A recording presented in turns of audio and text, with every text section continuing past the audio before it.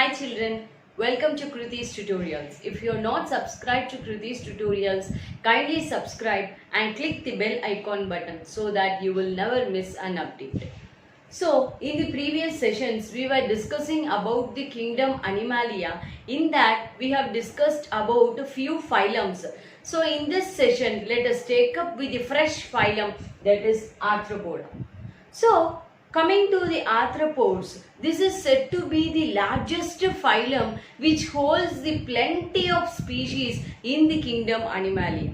Most of the species in the kingdom Animalia, it comes under this phylum, and this here and that by these arthropods are said to be the largest phylum.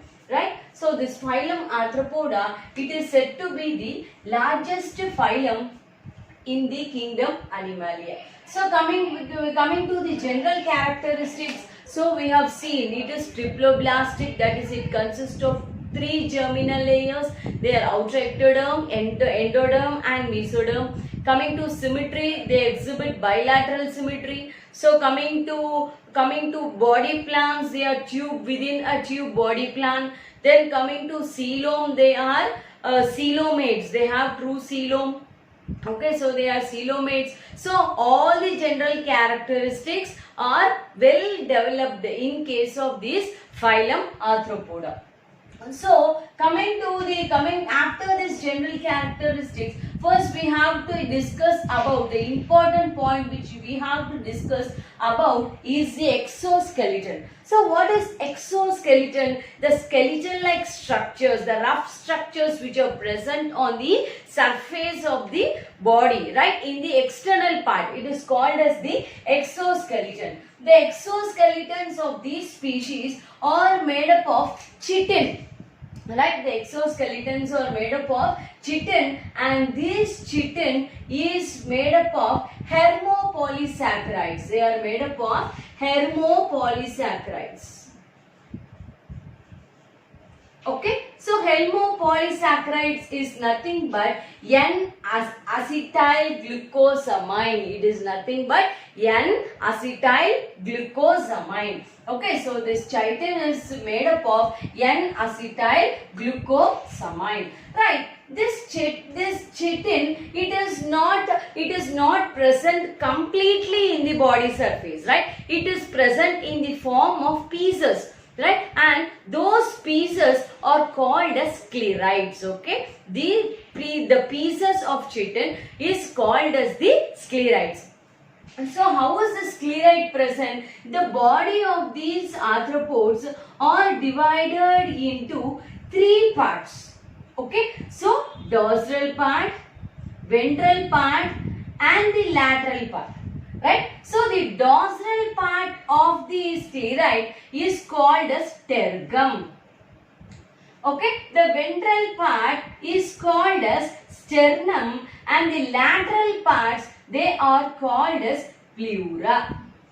Okay, so these two are the lateral parts. Okay, so the dorsal part of the dorsal sclerite is called as the tergum, the ventral sclerite is called as the sternum, and the lateral sclerites, they are called as the pleura. So what are sclerites? Sclerites are nothing but the chitin. Chitin, it is not present completely, rather it is present in the form of some pieces. So those pieces are called as the sclerites, and sclerites are divided into 2 dorsal part, ventral part and the lateral part. So the dorsal sclerite is called as the tergum, the ventral sclerite is called as the sternum, and the lateral sclerite is called as the pleura. Right, so this is about the sclerite. So coming to the chitin, this chitin do not grow. Right, this chitin, it is obviously a means of dead cells, right? So it cannot grow. But the species which is present inside the chitin, it grows. Right? So imagine a chicken inside the egg. When the chick grows inside the eggs, it breaks down the shell and it comes outside. In the same way, the chitin which is present in the surface, they do not grow. Rather, the organism which present inside, they grow in size. when they grow bigger, what happens? They shut down all the chitin and it grows. After the growth, new chitin layer is being formed. So this process is called as molting. Okay, so this mechanism is called as molting, or it is also called as ecdysis. Okay, it is also called as ecdysis. Right. So coming to the body system. So coming to the life processes. Here the digestive system, it is the well developed digestive system. Okay, so we have tube within the tube body plans. So tube within the tube means we have two openings. So two openings are present. So based on the nature of the mouth, these species are categorized into different classes. Okay, so due to the presence of the mouth, see some species have the mouth for chewing. So some species they have the mouth for sucking, and for some species the mouths are present for piercing. Piercing, we can take the example of mosquitoes, right? So some such type. So based on the type of the mouth, so mouth are exhibiting in the different forms, which is performing different habitats. Right, different habits. Sorry. So this based on the mouth, these species are classified. This is also said to be the important criteria through which the classes of the phylum Arthropods is designed. Okay. So the classes of this phylum Arthropods is classified based on the type of the mouth. So type of the mouth is also going to be one of the reason for the categorization of the classes, right? So coming to the respiratory system, these species they undergo tracheal respiration. So respiration which happens with the help of the trachea, they are called as the tracheal respiration, right? So these some species they have gills for respiration. So some species they have the gills for respiration. In some species like king crabs, they undergo book gills. Okay, so book gills, when we are seeing out the classes, I'll explain everything in detail. So for the in species like king crab, they undergo the book gill respiration, right? In some species like scorpion, they have book lungs. Okay, so these species, so like king crabs they have book gills, and coming to scorpions they have book lungs. So what are these book gills and book lungs? So in the upcoming classes, let me explain you while explaining the classes of the phylum Arthropod. So coming to the excretory system, these species may be ammonogelic or uricogelic. What do you mean by uricogelic? The species which is eliminating the uric acid as the chief excretory waste. What is ammonogelic? The species which excretes ammonia as the chief excretory substances, right?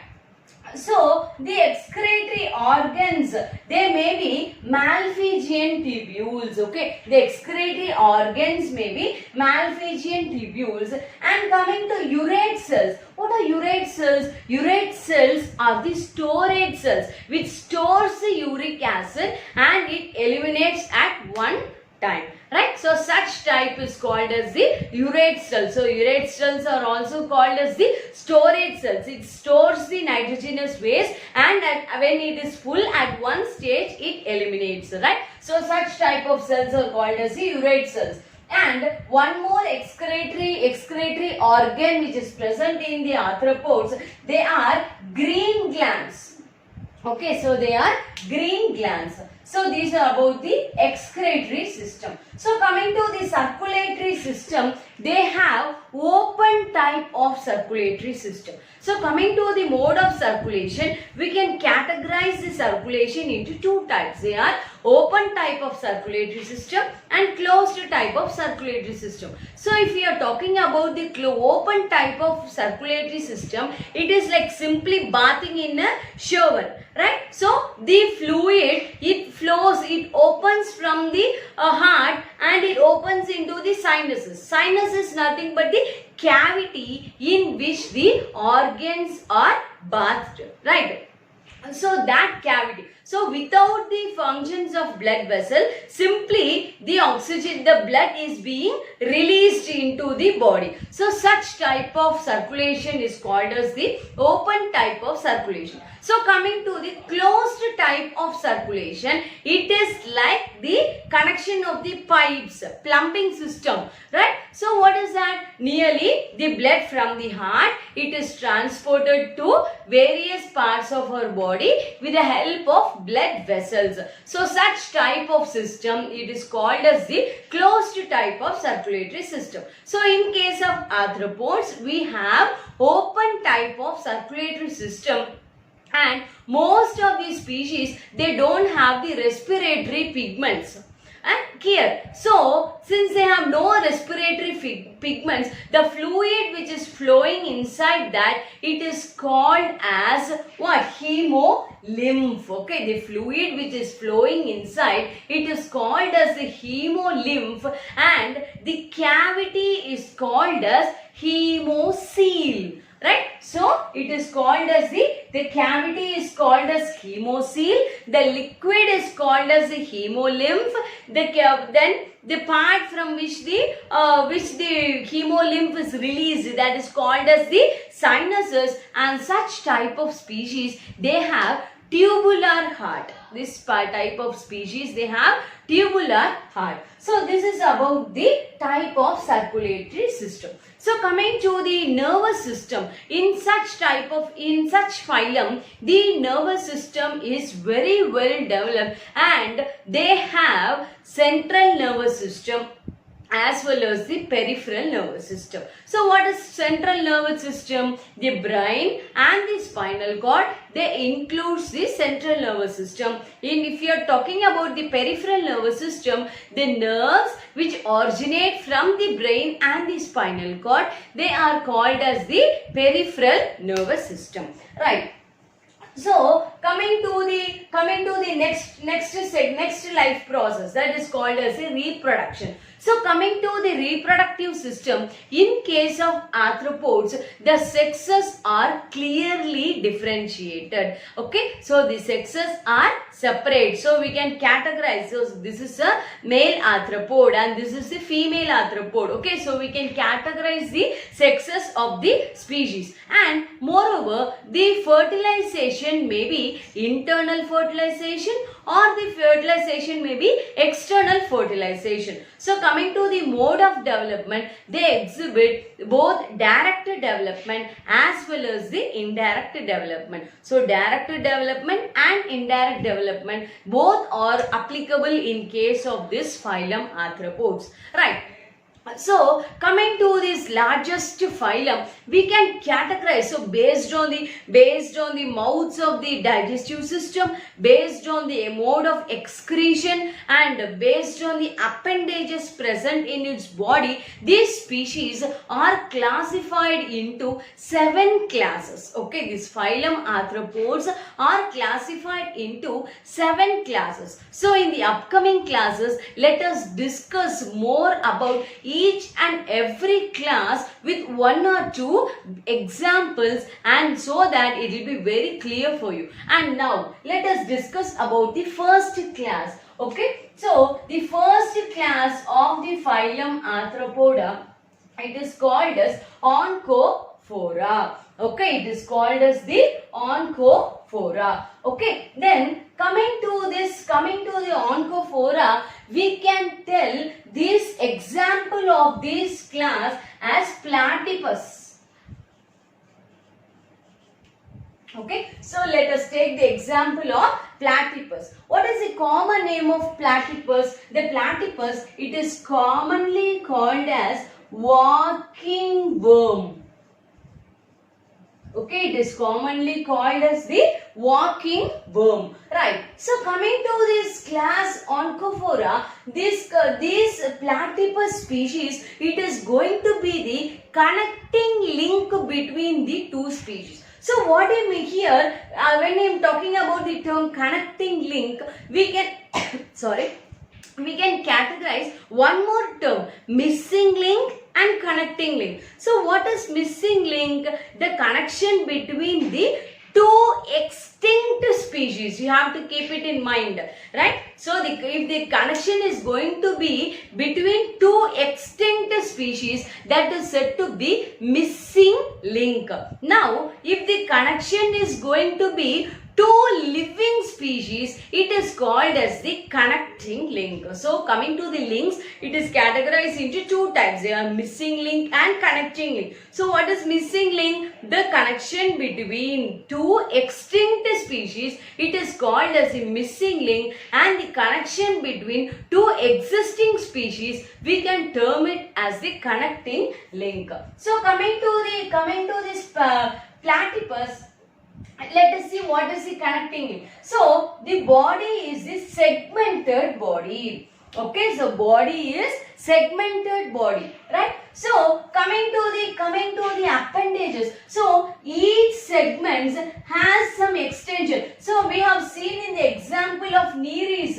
So in Nereis we have seen some leaf-like arrangement on either side of the segments, right? As like Nereis, here each segment has some unpaired extension, unpaired appendages, which looks like parapodia, which supports the process of locomotion, right? And then coming to the body, it is segmented body, and the fluid which is present here, it is the hemocoel. Okay, so the circulatory system is going to be the hemocoel, and the mode of respiration is the tracheal mode of respiration. And coming to the excretory system, they undergo nephridia. Okay, they have nephridia as the excretory system, right? So coming to this class, I have told you about the connecting link. Okay, so coming to the term connecting link, right? So coming to the term connecting link, when I say about the segmented body, when I explain about the segmented body, the phylum which should flash in your mind is Annelida,